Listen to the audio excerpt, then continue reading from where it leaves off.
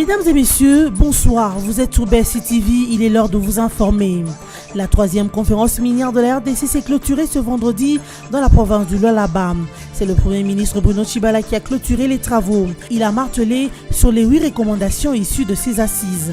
Le chef de l'État Joseph Kabila Kabange a lui à son tour visité les stands de différentes entreprises minières installées à l'occasion de cette 3e conférence minière sur la République démocratique du Congo. Et puis Kinshasa pose des conditions avant la réouverture de la maison Schengen en RDC. Le gouvernement congolais exige la levée effective des sanctions de l'Union européenne contre 14 personnalités du pays. Lambert Mende Malanga, qui a fait le point à ce sujet, a soulevé que ces sanctions ont été prises sous l'influence de la Belgique alors qu'elles relèvent de la compétence de la communauté internationale. Enfin, Kofi Annan repose désormais au cimetière militaire d'Accra au Ghana, son pays natal, depuis ce 13 septembre. L'ancien secrétaire général des Nations Unies a reçu des hommages de plusieurs personnalités du monde et de ses compatriotes ghanéens qui d'ailleurs gardent de lui l'image d'un homme de paix et d'un modèle pour le continent africain. Bientôt, la conférence minière de la RDC sera mutée en conférence internationale et la République démocratique du Congo n'exportera plus les matières brutes, mais elle ajoutera un plus-value à ses minerais. Ce sont là les quelques recommandations issues des assises de la 3e conférence minière clôturée ce vendredi 14 septembre 2018 dans la ville de Kolwezi par le Premier ministre Bruno Tshibala. La RDC a aussi résolu de la création d'une bourse de matières premières, la mise en œuvre efficace et efficiente visant à combler les déficits énergétiques et la mise en œuvre effective de la loi sur la sous-traitance. Au cours de ces travaux, il s'est également dégagé l'application rigoureuse du Code et du règlement minier de la République démocratique du Congo. À la fin des travaux, le chef de l'État, Joseph Kabila Kabange, qui avait ouvert les hostilités le mercredi dernier, a visité les stands installés à cette 3e conférence minière de la RDC. Dans plusieurs stands, l'on retrace ou explique les différentes étapes de l'exploitation minière au pays de Joseph Kabila, qui renferme 63% de la réserve mondiale du cobalt.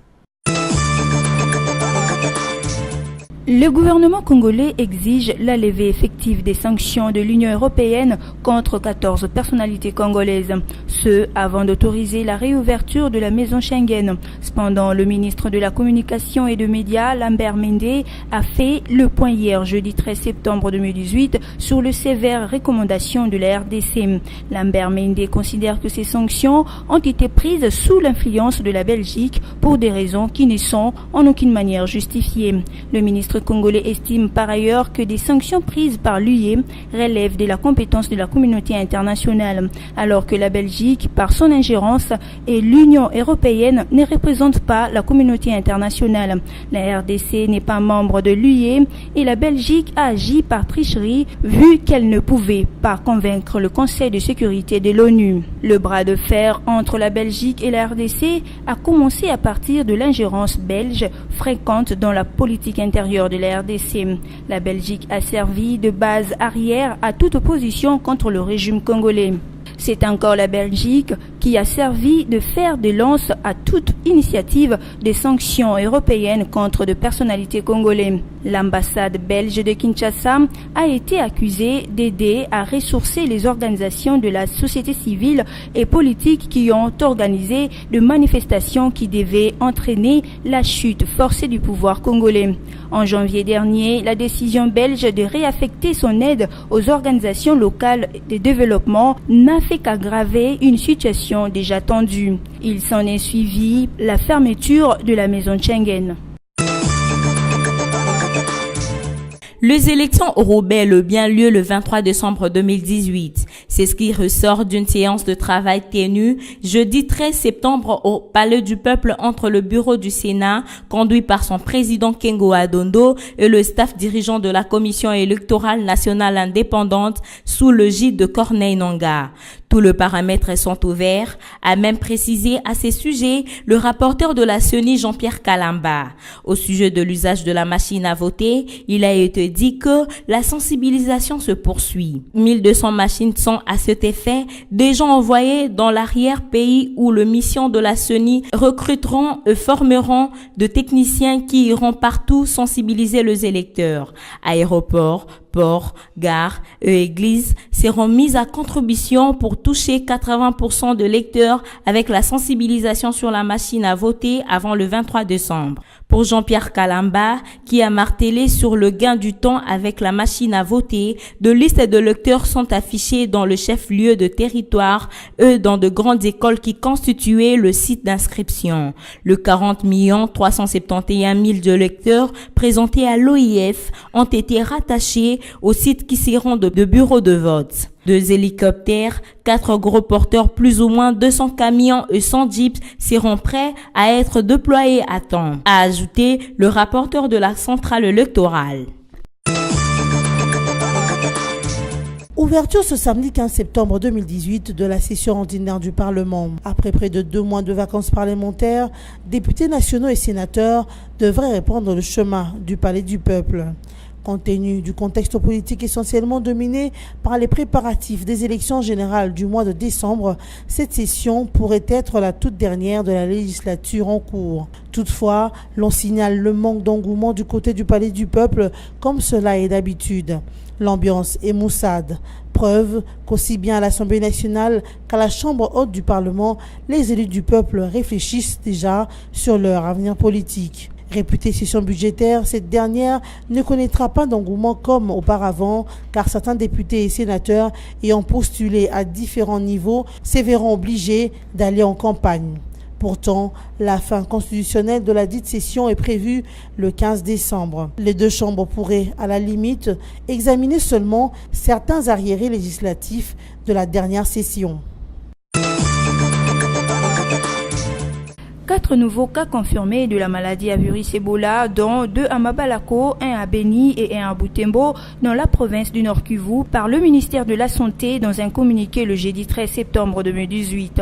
Cette épidémie s'est propagée également dans la province de l'Uturi, où il y a déjà la confirmation d'un nombre de cas élevés de personnes atteintes par la maladie en début de la semaine. La bonne nouvelle est que l'Organisation mondiale de la santé, OMS, a annoncé qu'elle va apporter son appui technique pour lutter contre cette maladie mortelle qui se propage à grande échelle. La situation sécuritaire dans cette partie du territoire congolais touché reste préoccupante, mais elle n'a pas encore empêché les équipes de la riposte de faire leur travail et d'atteindre les zones touchées par l'épidémie, a affirmé le ministre de la Santé, Oli Ilunga.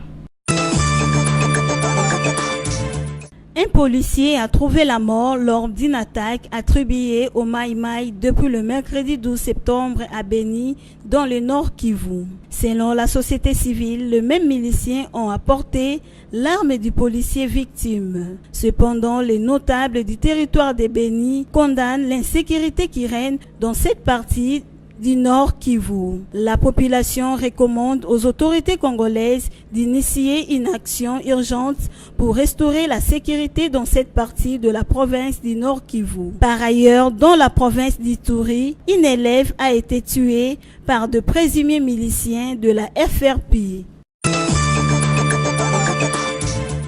L'ancien secrétaire général de l'ONU, Kofi Annan, a été mis en terre le jeudi 13 septembre au cimetière militaire d'Accra, au Ghana.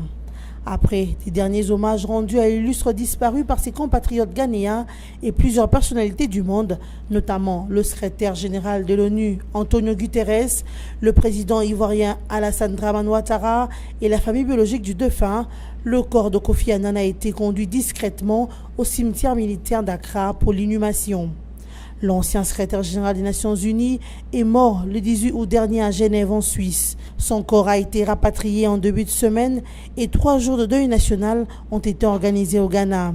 Il faut dire qu'à l'échelle internationale, tout comme au Ghana, son pays natal, Kofi Annan jouit d'une image d'homme de paix incomparable. Il a été un modèle pour tout le continent africain. Que son âme repose donc en paix. présent au rappel de principaux titres de ce journal. La troisième conférence minière de la RDC s'est clôturée ce vendredi dans la province du Lualaba.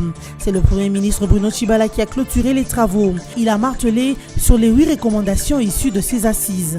Le chef de l'État Joseph Kabila Kabange a lui à son tour visité les stands de différentes entreprises minières installées à l'occasion de cette troisième conférence minière sur la République démocratique du Congo. Et puis Kinshasa pose des conditions avant la réouverture de la maison Schengen en RDC. Le gouvernement congolais exige la levée effective des sanctions de l'Union européenne contre 14 personnalités du pays.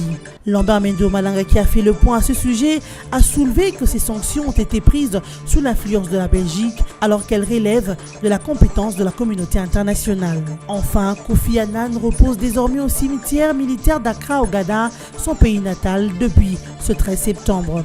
L'ancien secrétaire général des Nations Unies a reçu des hommages de plusieurs personnalités du monde et de ses compatriotes ghanéens qui d'ailleurs gardent de lui l'image d'un homme de paix et d'un modèle pour le continent africain. Fin de cette édition d'actualité. Merci de continuer à nous suivre.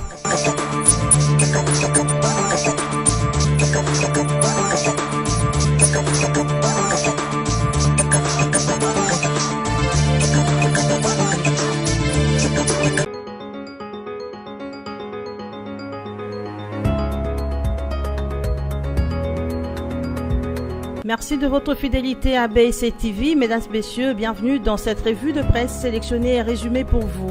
Commençons par le site d'information Congo Virtuel qui titre « Kabila pour de mines profitables aux Congolais ».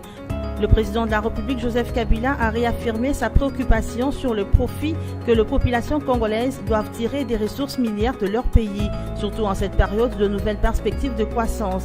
Le chef de l'État l'a dit ce mercredi 12 septembre 2018 à Kolwezi, à l'ouverture de la 3e édition de la conférence sur les mines en RDC.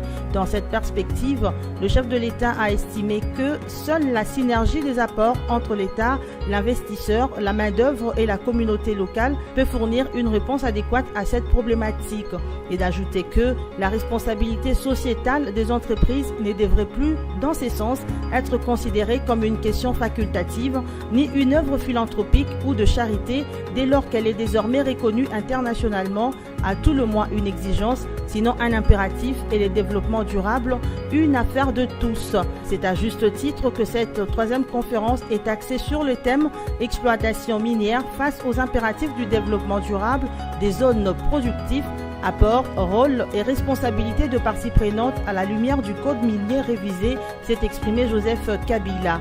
Forum des As pour sa part écrit « Candidature commune de l'opposition à la présidentielle du 23 décembre, Muzito, Fachi, Bemba, Kamere, Katumbi d'accord ». Selon les tabloïds, les leaders de l'opposition RD congolaise ont convenu de présenter une candidature commune de l'opposition à l'élection présidentielle du 23 décembre prochain. Ils l'ont exprimé au cours de leur réunion sur l'évaluation du processus électoral en cours, tenue mercredi 12 septembre à Bruxelles. Cependant, aucune précision n'a été donnée quant à la date de la prochaine rencontre sur la désignation de cet oiseau rare de l'opposition qui devra affronter Emmanuel Ramazani Shadari, dauphin du président Joseph Kabila au même scrutin. Toutefois, les 6 leaders précités se sont accordés à s'y pencher dans les meilleurs délais. Par ailleurs, ces leaders de l'opposition exigent du gouvernement et de la CENI 9 préalables à la tenue d'élections, dont la mise en œuvre des mesures de décrispation, le rejet de la machine à voter et le nettoyage du fichier électoral. Dans le communiqué conjoint sanctionnant leur messe de Bruxelles, Adolphe Muzito, Félix Antoine Tshilombo Tshisekedi, Jean-Pierre Bemba, Moïse Katumbi, Vidal Kamere et Antipas Mboussa-Nyamwisi précisent que le choix de leur candidat commun résultera d'une vision partagée et d'un programme harmonisé. Le tout dans les buts de maximiser les chances de l'opposition de gagner la bataille des urnes officiellement prévue en décembre prochain.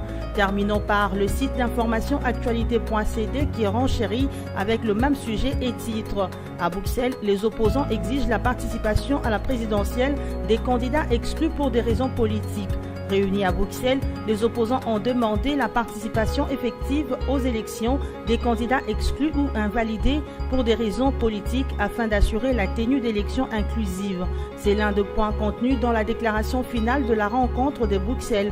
Les opposants demandent également la restructuration et l'audit de la Commission électorale nationale indépendante conformément à l'accord de la Saint-Sylvestre.